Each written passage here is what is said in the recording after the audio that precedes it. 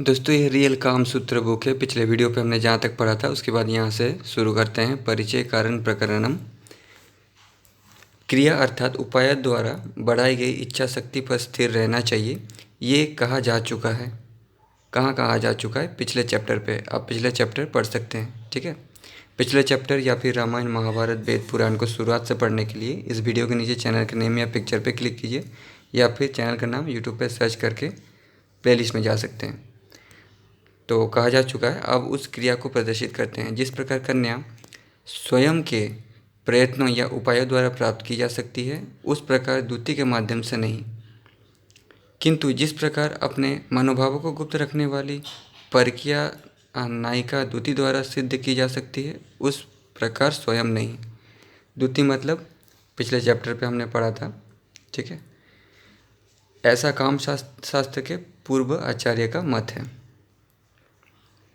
किंतु आचार्य वात्स्यायन का मत है कि सर्वत्र अर्थात कन्या विवाहिता सभी नायिकाओं को प्राप्त करने के लिए स्वयं उपाय करना द्युति की अपेक्षा अधिक उत्तम होता है। यदि स्वयं उपाय करने में असमर्थ हो तो द्युति का प्रयोग करना चाहिए। जिस स्त्री का चरित्र पहली बार खंडित हुआ हो, और यहाँ पे चरित्र खंडित का मतलब है कि संभोग, हर बार एक ही शब्द संभोग नहीं प्रयोग किया गया है, इसलिए अलग अलग शब्द प्रयोग किया गया है। इसका बस यही मतलब है और कुछ मतलब नहीं है। और जिससे बातचीत करने में कोई रुकावट ना हो, उसे प्राप्त करने में स्वयं प्रयत्न करना चाहिए। किंतु जिसका चरित्र पहले ही भ्रष्ट हो चुका हो, उसे द्युति के माध्यम से सिद्ध करना चाहिए। प्रथम बार खंडित चरित्र वाली नायिका के साथ गमन निषिद्ध है, विषय के अशुद्ध होने के कारण। शरीर उपघात के भागार्थ भी खंडित चरित्र नायिका के साथ संभोग निषिद्ध है। स्वयं क्रियमान उपाय भी परिचय के बिना नहीं किया जा सकता, अतः परिचय के कारणों का निरूपण करते हैं। यदि नायक स्वयं ही उपाय करना चाहता हो तो पहले उसे नायिका से परिचय प्राप्त करके मेलजोल बढ़ाना चाहिए। अब परिचय भेंट के दो उपायों का वर्णन करते हैं। बिना किसी प्रयत्न के नायिका का दर्शन परिचय होना स्वाभाविक है, और किसी प्रयत्न उपाय से दर्शन परिचय प्रायंतिक है। अपने भवन के आसपास नायिका का दर्शन अर्थात परिचय आदि स्वाभाविक है, और मित्र संबंधी महापात्र वैद्य के घर के पास विवाह यज्ञ उत्सव व्यसन अथवा उद्यान यात्रा आदि के अवसर पर परिचय प्राप्त करना प्रायंतिक है।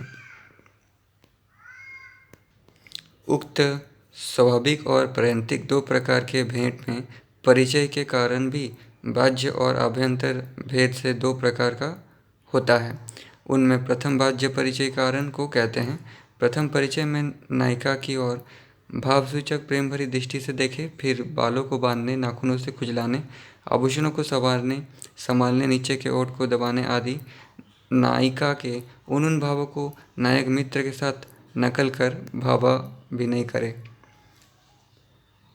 यानी मित्र के साथ नायिका के साथ ये सब करे, तथा दूसरे के बहाने उससे उसके संबंध में बातचीत करे, त्याग और भोग विलास की प्रशंसा करे, मित्र की गोद में लेटकर अंगड़ाई ले, जम्भाई ले, सकटाक्ष कानाफूसी करे और उसकी बातों को सुने। यानी ये सब पहले मित्र के साथ ऐसे एक्टिंग करना चाहिए, फिर उसको लक्ष्य करके बालक से या किसी अन्य व्यक्ति से बहाना बनाकर दो अर्थों वाली बात करे, जिससे नायिका उसके मनोभावों को समझ ले। यानी जिस बात का दो अर्थ निकलते हैं, ऐसा तो आजकल बहुत लोग करते हैं, ये समझना मुश्किल नहीं है। वो अपने मन के भावों को मन की बातें संकेतों द्वारा दूसरे के बहाने उसे लक्ष्य करके कहे।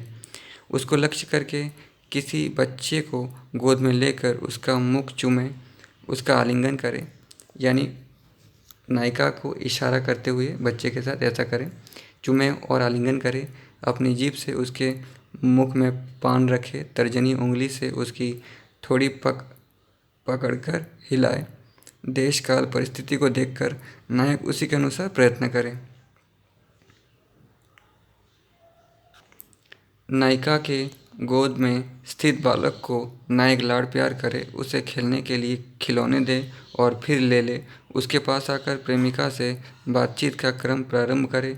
नायिका से बातचीत करने में समर्थ अन्य परिजनों से मित्रता जोड़कर उसके द्वारा अपना काम सिद्ध करे। फिर किसी बहाने नायिका के घर आने जाने का सिलसिला जारी कर दे। जब नायिका समीप में हो तो नायक अपने मित्र से काम कला संबंधित बातें कहे जिससे नायिका सुन सके, यानी संभोग विषयक बातें करे जिससे नायिका सुन सके।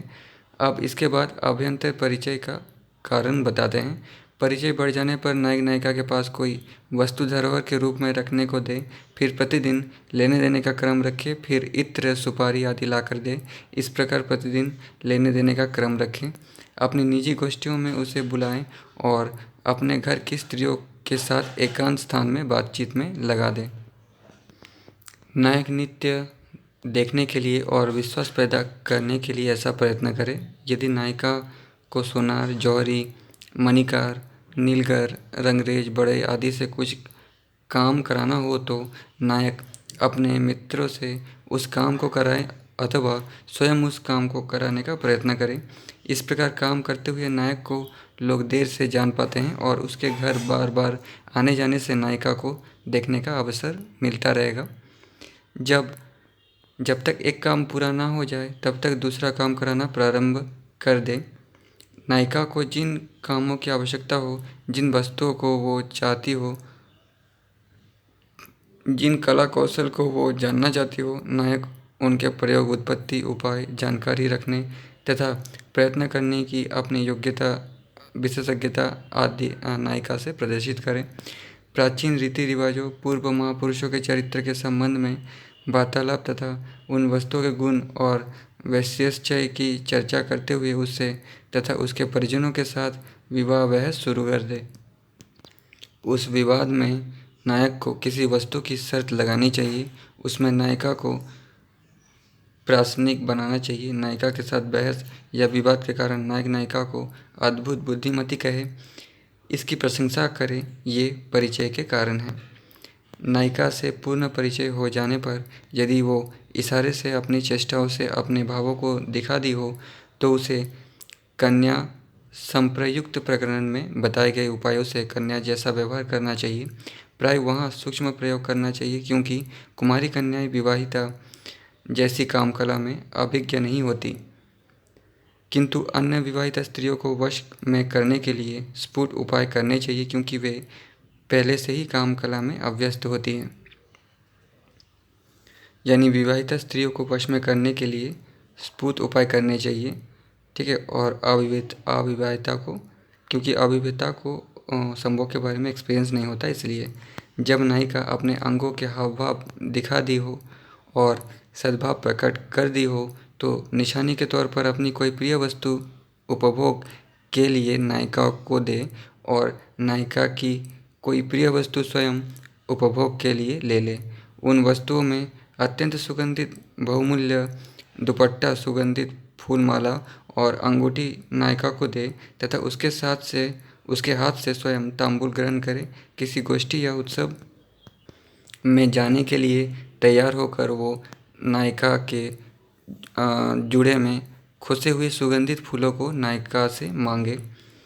उसमें सभी स्त्रियों द्वारा स्मरणीय बहुमूल्य और सुगंधित वस्तुओं को उस पर नाखून और दांतों से निशान बनाकर नायिका को भेजे।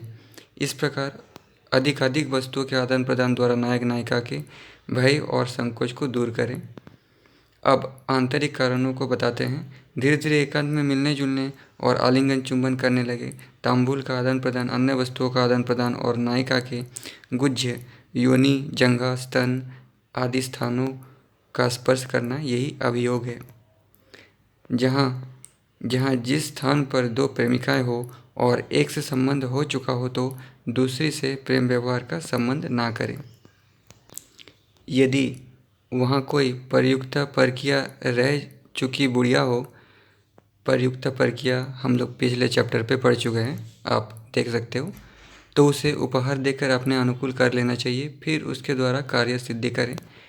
इस विषय में 2 प्राचीन श्लोक प्राप्त होते हैं जहाँ पर जिस घर में नायिका का पति किसी दूसरी स्त्री से प्रेम करता हो उस घर में नायक आसानी से मिलने वाली होने पर भी अपनी प्रेमिका से ना मिले। अपने अपने पर पूर्ण विश्वास रखने वाली मेधावी नायक को चाहिए कि वो शंकालु हृदय वाली प्रहरियों द्वारा रक्षित डरपोक और सास ससुर वाली स्त्री से प्रेम संबंध स्थापित ना करे। नेक्स्ट चैप्टर भाव परीक्षा प्रकरणम, ये हम लोग नेक्स्ट वीडियो पे पढ़ेंगे। ठीक है, तब तक के लिए धन्यवाद।